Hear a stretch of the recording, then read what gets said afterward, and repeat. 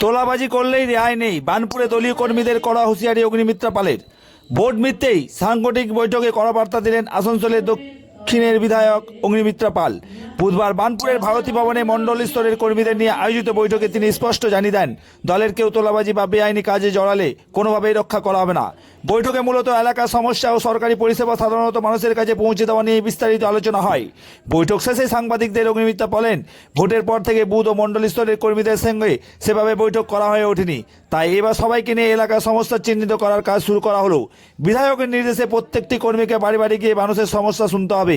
অন্নপূর্ণা যোজনার টাকা কে পেলেন না, কোথায় পানি জলের সমস্যা, কোথায় রাস্তা, ড্রেন ও পথবাতি খারাপ, স্বাস্থ্যকেন্দ্রের প্রাথমিক স্কুলের পরিষেবা ঠিকমতো মিলছে কিনা, সব তথ্য জোগাড় করে প্রশাসনের কাছে তুলে ধরতে হবে।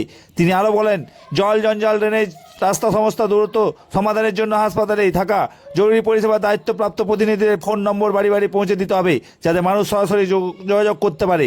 তবে বৈঠকে সবচেয়ে গুরুত্বপূর্ণ অংশ ছিল তোলাবাজির বিরুদ্ধে হুঁশিয়ারি। অগ্নিমিত্রা পাল সাফ বলেন, কোনো কর্মী তোলাবাজি বা বেআইনি কাজের সঙ্গে যুক্ত থাকলে আমি তাকে বাঁচাতে পারবো না। অভিযোগ প্রমাণ হলেই দল থেকে বহিষ্কার পর্যন্ত করা হবে। না, ইলেকশনের পরে তো সেইভাবে কার্যকর্তাদের সাথে বসা হয়নি। তো সমস্ত কার্যকর্তা যে দায়িত্বেই থাকুক না কেন, যত বড়ই দায়িত্ব হোক বা যত ছোটই দায়িত্ব হোক, তাদের সাথে বসে আমাদের কি কি করণীয়, সরকার এসছে, দায়িত্ব অনেক বেড়ে গেছে, বাড়ি বাড়ি যাওয়া, কারা কারা অন্নপূর্ণা পেয়েছে বা কেন পাইনি সেটা দেখা। আমরা আমার দপ্তর থেকে বাড়ি বানিয়ে দেবো, যদি জমি থাকে তাহলে সেই বাড়ি পাওয়ার যোগ্য কারা, কারা জল পাচ্ছে না, কোথায় ইলেকট্রিক ক্রিমেটোরিয়াল লাগবে, কোথায় রাস্তার পাশে লাইট নেই, এই সমস্ত বিষয়গুলো, কোথায় হেলথ সেন্টার ঠিক মতো চলছে না, কোথায় প্রাইমারি স্কুল, যদিও বা স্কুল আমার আন্ডারে নয়, হেলথ আমার আন্ডারে নয়, কিন্তু আমার এরিয়ার মধ্যে যদি সমস্যা হয় সেগুলো অবশ্যই দেখতে হবে। তো এই বিষয়গুলো দেখা এবং তাদের যে সমস্যা সেই সমস্যার কথাগুলো শোনা, এটা আজকে মন্ডল 1 হলো এবং আবার সেকেন্ড হাফে মন্ডল 2 আছে। মূলত কি সমস্যা এখনো পর্যন্ত রয়েছে যেটা আপনি মেটাতে চলেছেন? অনেকগুলো সমস্যা, জলের সমস্যা রয়েছে, আমরা তো সবে 110 দিন হলো এসেছি। জলের সমস্যা রয়েছে, নোংরা পড়ে রয়েছে, নোংরা এখনো হয়নি, ড্রেন রয়েছে, ড্রেন ক্লিয়ার হচ্ছে না, রাস্তার কোনো কোনো সমস্যা সেটা অলরেডি জমা দিয়ে দেওয়া হয়েছে।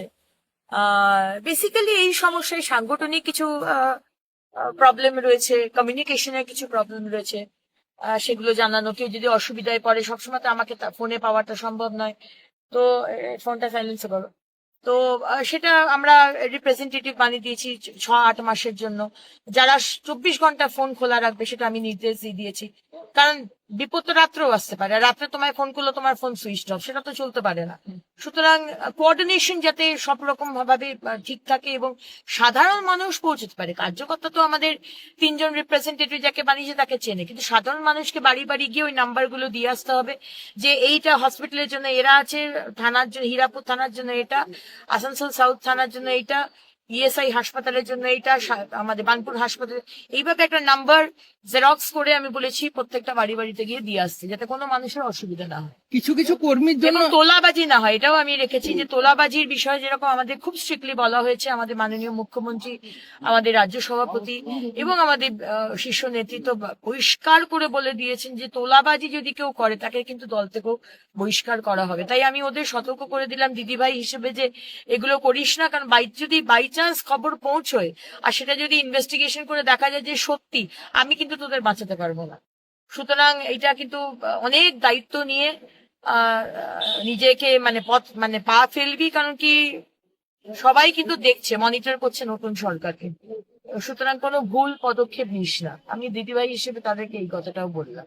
যেগুলো জনবসতি এরিয়ার মধ্যে এত দমকল ঢুকবে না, সেগুলোকে উচ্ছেদ করার কোনো ব্যবস্থা নেই? হ্যাঁ, অবশ্যই আপনারা আমাকে জানান, আমি তো সেটা বলেইছি। ইলিগাল বিল্ডিং বলুন, জলাশয় বুঝিয়ে বা বিল্ডিং করেছে সেটা বলুন, ইলিগাল লজ চলছে, হোটেল চলছে, ফায়ার লাইসেন্স নেই, ট্রেড লাইসেন্স নেই, সেই কথাগুলো বলুন।